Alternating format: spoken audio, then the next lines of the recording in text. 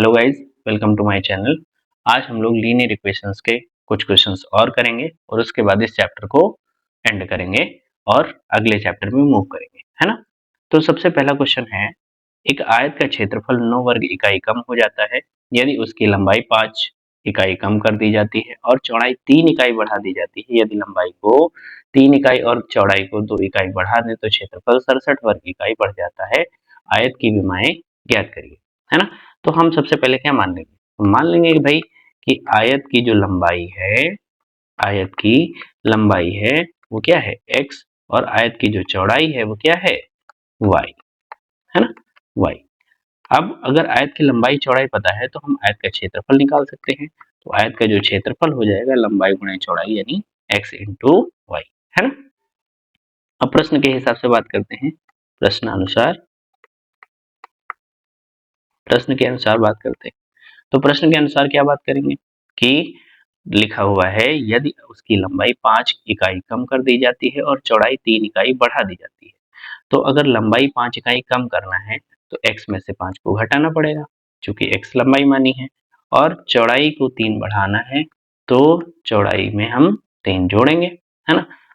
तब जब क्षेत्रफल होता है वो क्षेत्रफल 9 वर्ग इकाई कम हो जा रहा है। क्षेत्रफल जो है वो 9 वर्ग इकाई क्या हो जा रहा है, कम हो जा रहा है। चलिए इसको इक्वेशन में कन्वर्ट करते हैं तो क्या हो जाएगा, x into Y minus 5y minus plus का 3x माइनस का 15 इज इक्वल्स टू कितना, एक्स वाई माइनस का 9। एक्स वाई से एक्स वाई कैंसिल हो गया, ये आ जाएगा 3x माइनस का 5y is equals to 15 minus 9। 15 इधर माइनस का है उधर जाएगा तो प्लस का हो जाएगा, तो हो जाएगा 3x माइनस का 5y इज इक्वल्स टू 6। ये इक्वेशन 1 हो गई, है ना। ऐसे ही दूसरी इक्वेशन बनाते हैं।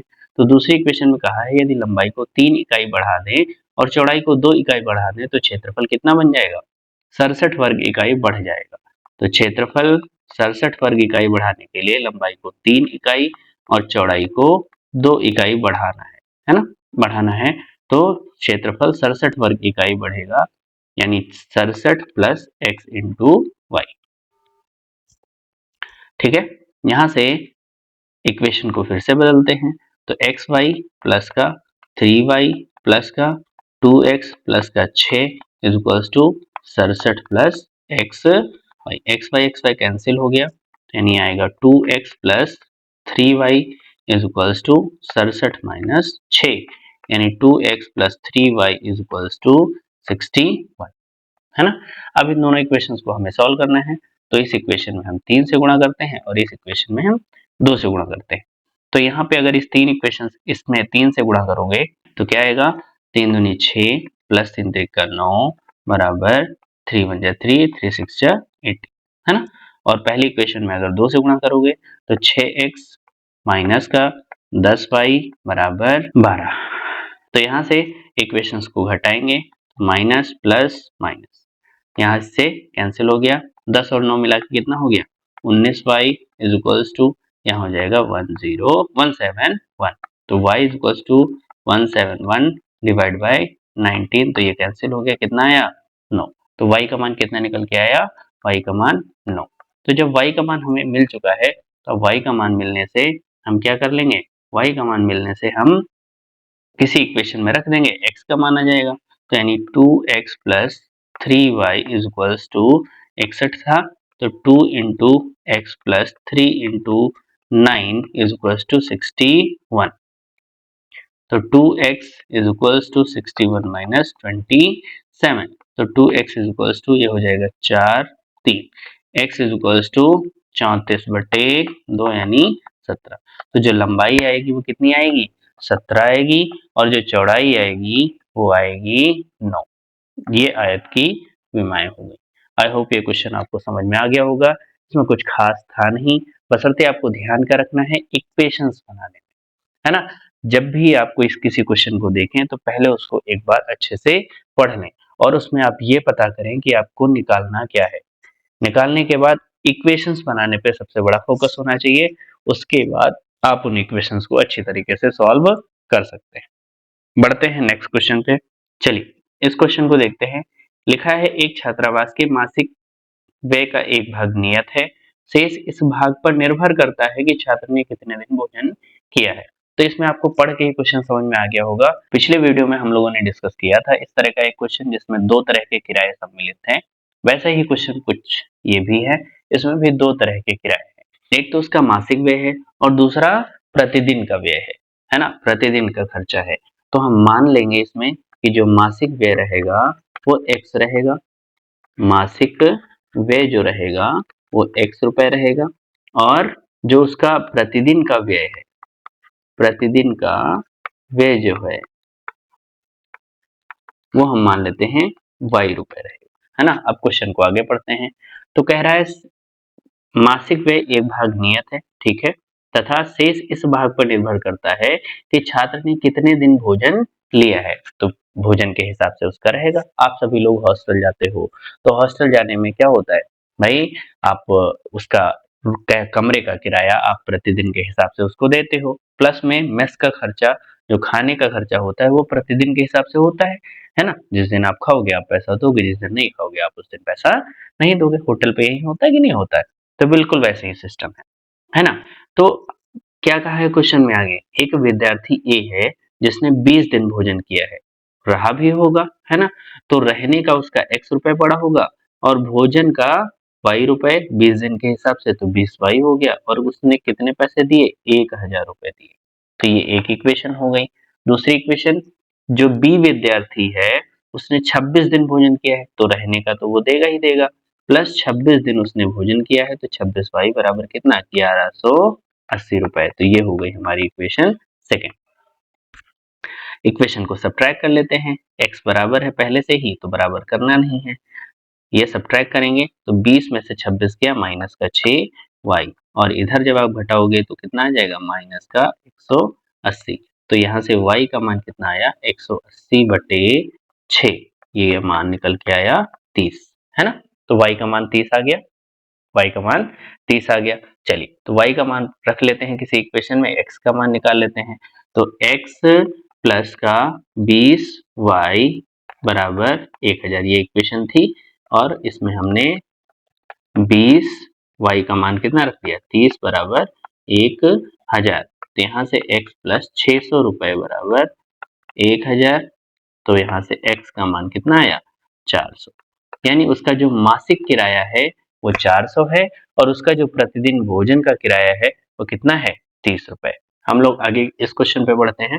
तो इस इक्वेशन में इस तरह से डायरेक्ट इक्वेशन दी है, इस तरह के क्वेश्चन में जो डायरेक्ट इक्वेशन दे रखी होती है बस उन इक्वेशंस को थोड़ा घुमा के दिया होता है।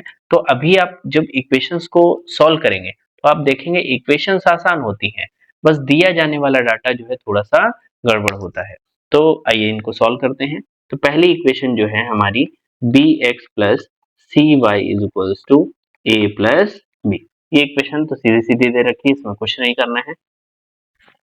जो दूसरी इक्वेशन दे रखी है तो थोड़ा सा ट्रिकनेस इसी में है। तो 1 upon a minus B minus 1 upon a plus B दूसरे ब्रैकेट में है, plus 1 upon plus cy 1 upon b minus a minus 1 upon b plus a is equals to 2a divide by a plus b, है ना। ये equation दे रखी है हमें। चलिए इसी इक्वेशन को थोड़ा सा सिंप्लीफाई करते हैं, सॉल्व करने की कोशिश करते हैं। ax एलसीएम लेंगे तो एलसीएम आ जाएगा a प्लस b, दूसरे ब्रैकेट में आएगा माइनस का a minus b divide by a minus b और a प्लस b, है ना, प्लस का cy, यहाँ आ जाएगा b प्लस a माइनस का b माइनस a, ब्रैकेट लगा के काम करेंगे वरना गड़बड़ होगा, है ना। तो b माइनस a और दूसरे ब्रैकेट में b plus a is equals to 2a divide by a plus b, है ना। तो यहाँ से ax a plus b, minus से ब्रैकेट ओपन करेंगे तो माइनस a प्लस का b divide by a minus b और a प्लस b, यहाँ पे प्लस का cy ब्रैकेट में b plus a minus b plus a divide by b minus a और b plus a is equals to 2a divide by a plus b, है ना। यहाँ से देखिए प्लस का b माइनस का b कैंसिल, प्लस का a माइनस का a कैंसिल, तो यहाँ से आ जाएगा 2b, है ना।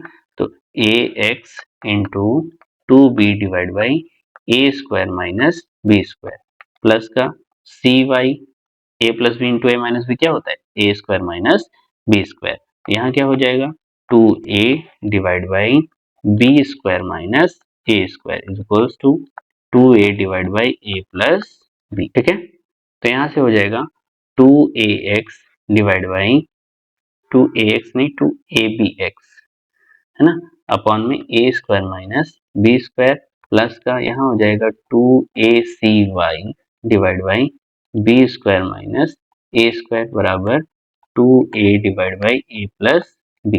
यहाँ से हम 2b डिवाइड बाई अभी कॉमन नहीं लेते हैं, है ना। काम करते हैं, यहाँ देखिए ए स्क्वायर माइनस बी स्क्वायर है, यहाँ B square minus A square है, तो हम यहाँ से माइनस कॉमन ले लेते हैं और इसको माइनस कर देते हैं, तो क्या हो जाएगा 2abx divide by A square minus B square, यहाँ माइनस लगा देते हैं 2acy divide by A square minus B square बराबर 2a divide by A plus B, है ना। यहाँ से 2a divide by A square minus B square common ले सकते हैं, क्या आएगा, यहाँ 2a कॉमन ले लिया है तो bx आ जाएगा, यहाँ 2a कॉमन ले लिया है तो cy आ जाएगा बराबर में 2a divide by A plus B, है ना। यहाँ से देखिए तो bx minus cy is equals to 2a divide by A plus b. अब जब आप ये नीचे वाला इधर उधर ले जाओगे तो नीचे है तो ऊपर हो जाएगा, तो into a square minus B square divide by 2a, 2a से 2a कैंसिल हो गया, यानी bx minus cy is equals to, इसको a plus B into A minus b लिख सकते हैं, तो a plus B into A minus b divide by A plus b, a plus b cancel हो गया, तो आ जाएगा bx minus cy is equals to a minus b। ये हमारी सेकेंड इक्वेशन हो गई, ठीक है। तो पहली इक्वेशन क्या थी, पहली इक्वेशन क्या थी, पहली इक्वेशन थी bx minus cy is equals to a plus b, यही लिखते हैं।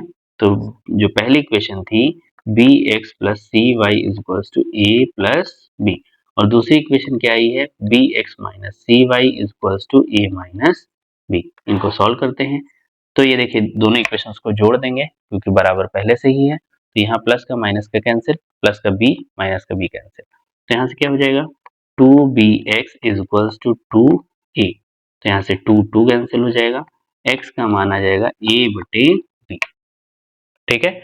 x का मान उठा के किसी भी इक्वेशन में रख देंगे, चलिए पहली इक्वेशन में रखते हैं, तो bx plus cy is equals to a plus b, ये हमारी इक्वेशन थी। b इंटू एक्स की जगह रखेंगे a बाई b प्लस का cy is equals to a plus b, यहाँ से b की b कैंसिल हो गया, तो a plus cy is equals to a plus b, यहाँ से कैंसिल हो गया, तो cy is equals to b। बढ़ते हैं नेक्स्ट क्वेश्चन पे, इस क्वेश्चन को करते हैं। तो हमें दिया हुआ है त्रिभुज ABC में, है ना, त्रिभुज ABC में क्या दिया हुआ है, angle C is equals to 3 of angle B is equals to 2 of angle A plus angle B, है ना। और त्रिभुज चूंकि दिया हुआ है त्रिभुज ABC में, तो सभी को पता है कि त्रिभुज के तीनों कोणों का योग जो होता है वो तीनों कोणों का योग जो होता है वो 180 होता है ना। त्रिभुज के तीनों कोणों का योग 180 होता है, ये बच्चे बच्चे को पता है ना। इतनी मैथमेटिक्स सभी को आती होगी। तो दिया हुआ है, हमें ये रिलेशन दिया हुआ है, अब इस रिलेशन को दिए होने से हमें क्या निकालना है, त्रिभुज के तीनों कोणों का मान निकालना है। तो त्रिभुज के तीनों कोणों का मान निकालने के लिए अब हमें क्या करना पड़ेगा, इसको हमें एक नया पैरामीटर मानना होगा x, है ना। तो यहाँ से देखिए पैरामीटर क्यों मानते हैं, क्योंकि हमें इनके मान निकालने हैं, तो हम एक नया चर अपनी तरफ से मान लेते हैं जो कि इन तीनों के बराबर होगा, है ना। ये आपस में बराबर है और हमने बराबर में x मान लिया है, तो मतलब ये चारों आपस में बराबर होंगे, है ना। तो यहाँ से एंगल C बराबर तो निकल के आया सीधा सीधा x। ऐसे ही 3 ऑफ एंगल B जो है वो कितना होगा x, तो यहाँ से एंगल B का मान कितना आ जाएगा x बटे 3, है ना। ऐसे ही 2 of angle A plus angle b का मान कितना निकल के आएगा x। तो यहाँ से angle a plus angle b का मान कितना निकल के आएगा x/2, यानी एंगल बी का मान अभी हमने निकाला है x/3 is equals to x/2। तो यहाँ से angle A is equals to आ जाएगा x/2 माइनस x/3। यहाँ से आप एलसीएम ले लो तो क्या आ जाएगा, एलसीएम आ जाएगा 6, यहाँ से यहाँ आ जाएगा 3x माइनस का 2x, यानी x का मान यहाँ एंगल ए का मान x/6। अब हमें पता है कि तीनों कोणों का योग कितना होगा 180।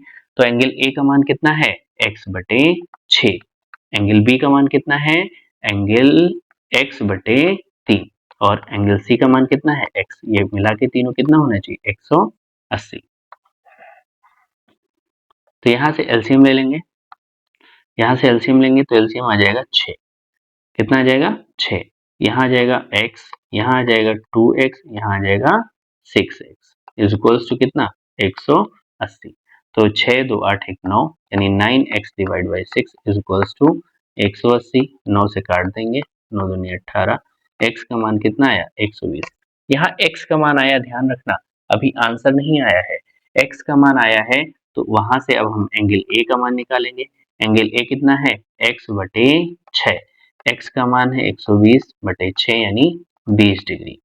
एंगल बी का मान कितना था x/3 यानी 120/3 कितना आ जाएगा 40 डिग्री। एंगल सी का मान कितना था x, और x तो वो 120 आया ही था, तो यानी हमारे जो कोण हो गए वो 20, 40 और 120। ये आपको बात समझ में आ गई होगी मुझे लगता है। आगे बढ़ते हैं, चलिए।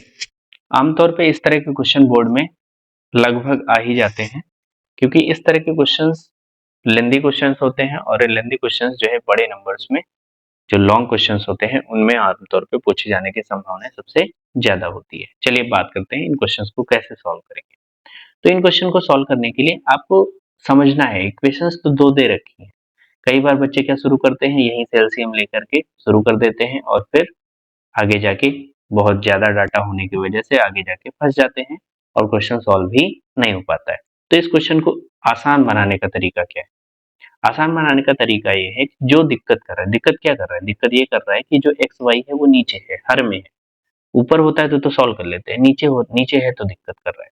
तो नीचे है तो दिक्कत कर रहा है, तो चलिए इसको मान लेंगे। आपको पता है ऊपर 1 तो होगा ही होगा, तो इस 1/x+y को कुछ मान लेंगे। ऐसे ही यहाँ पे भी 1/x-y को भी मान लेंगे। यही तो दिक्कत कर रहे थे, इनको मान लेंगे। तो मानेंगे क्या, 1/x+y को हमने मान लिया a और 1/x-y को हमने मान लिया b। अब ये इक्वेशन देखिए क्या बन गई। पहली इक्वेशन बन जाएगी 10 इंटू ए प्लस का 2 into b is equals to 4, और दूसरी इक्वेशन क्या बन जाएगी 15 इंटू ए प्लस का माइनस का 5 into b is equals to minus का 2। अब आपको अच्छी तरीके से पता है इन दोनों को सॉल्व करना है, तो सॉल्व करना है तो हमें यहाँ 3 से मल्टीप्लाई, यहाँ 2 से मल्टीप्लाई करना पड़ेगा। तो कितना आ जाएगा यहाँ पे 30 इंटू ए प्लस का 6 into b is equals to 12, और यहाँ कितना हो जाएगा 30 इंटू ए माइनस का 10 into b is equals to minus का 4। चिन्ह समान है तो हमें क्या करना पड़ेगा, सब्ट्रैक्ट करना पड़ेगा। सब्ट्रैक्ट करने के लिए चिन्ह बदलने पड़ेंगे। अब ये कट जाएगा तो 10 और 6 कितना हो गया 16b, तो यहाँ 12 और 4 कितना हो गया 16। तो यहाँ से 16b इज इक्वल्स टू 16, तो यानी b का मान कितना निकल के आया 1। b का मान हम किसी भी इक्वेशन में रख देते हैं, तो हमारी इक्वेशन थी 10a प्लस 2b बराबर 4। तो 10 इंटू ए प्लस का 2b यानी 2 इंटू 1 बराबर 4। तो 10a is equals to 4 minus 2, तो a इज इक्वल्स टू 2/10 यानी 1/5। अब a था क्या, a था, a का मान है 1/5। a क्या था, a था 1/x+5 is equals to 1/5। Cross multiply करो तो x प्लस वाई बराबर कितना 5। ऐसे ही b क्या था, b था 1, तो b का मान क्या है x minus y 1/x minus y बराबर 1/1 क्रॉस मल्टीप्लाई करोगे तो दूसरी इक्वेशन बन जाएगी x माइनस वाई बराबर 1। आप इन दोनों को सॉल्व कर लो तो कैंसिल हो जाएगा, x प्लस एक्स मिला के 2x बराबर 5 और 1 कितना 6, तो x का मान कितना 3। x का मान उठा के आप किसी भी इक्वेशन में रख दो तो 3 प्लस वाई बराबर कितना 5, तो y बराबर कितना 2। तो यहाँ से x का मान आ गया और यहाँ से ये y का मान आ गया। आई होप आप लोगों ने ये वीडियो बहुत ढंग से देखा होगा और मुझे लगता है जो भी क्वेश्चंस मैंने बताए हैं आप लोगों को अच्छी तरीके से समझ में आ गए होंगे। अगर किसी की कोई क्वेरी है तो प्लीज कमेंट करें।